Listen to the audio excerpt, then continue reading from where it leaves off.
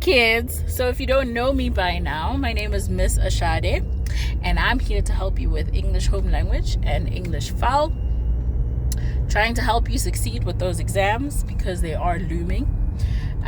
So here's a tip when it comes to the poetry section of your exam.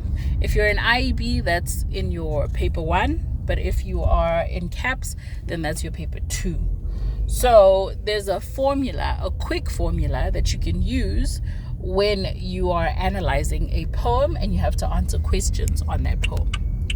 Sorry, I'm driving. But anyway, the formula is, first you have to identify the technique. So the technique that is used in a line of poetry or in a stanza or throughout the entire poem. For instance, if it's throughout the entire poem, maybe your poet used an extended metaphor. So that is the technique that was used. Then you need to look for, or you need to figure out, what is the effect of this technique. So by using an extended metaphor, what effect does the poet want to have on the audience or the reader, on the subject of the poem, because maybe he is talking directly to and about someone? Is there an effect in terms of conveying some sort of a message?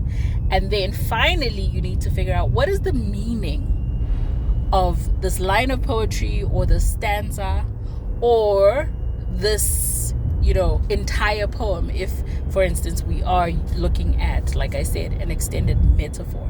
What does it actually mean? So by using this formula, you are basically, I don't want to say it, but I will say it. You're basically guaranteed a few marks.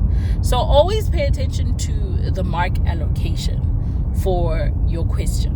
Because if it's a 2-mark question, for instance, perhaps all you have to explain is the technique that's used in a particular line and the effect that it has on the reader. Or you might have to explain the technique that is used in line 7 and what it actually means. So that means we are not just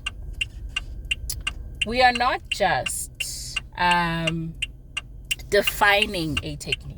So we're not going to say a metaphor is a comparison of two things that are not alike. No. If teachers, examiners wanted that, then you would get marks really, really easily. But what we're looking for is, are you able to explain the effect of the technique and what it actually means in the context of the entire poem or in the context of that particular stanza? Because we must also remember that some of our poems change meaning in the middle of the poem.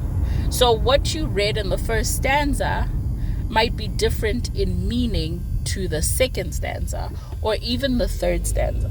So essentially what I want to say, or what I've been trying to say in this video, is the formula to use is identifying the technique, that is number 1, plus explaining the effect, and finally you are also explaining the meaning of this technique and what effect it has on the audience, the subject, the reader, whatever it might be.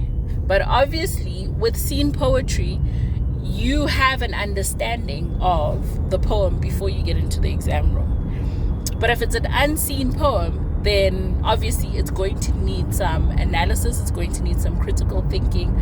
So go back to my video on analyzing an unseen poem and try practicing with poems that you have not done in class or that you don't have as your prescribed poetry. Just find a random poem that appeals to your grade or your level, and then try to unpack it using the analysis video that I gave before. All right, that is it from me. A very short video, but I hope you have a great day and you prepare for your exams as best as you possibly can. I'll be up with another video as soon as possible. Bye.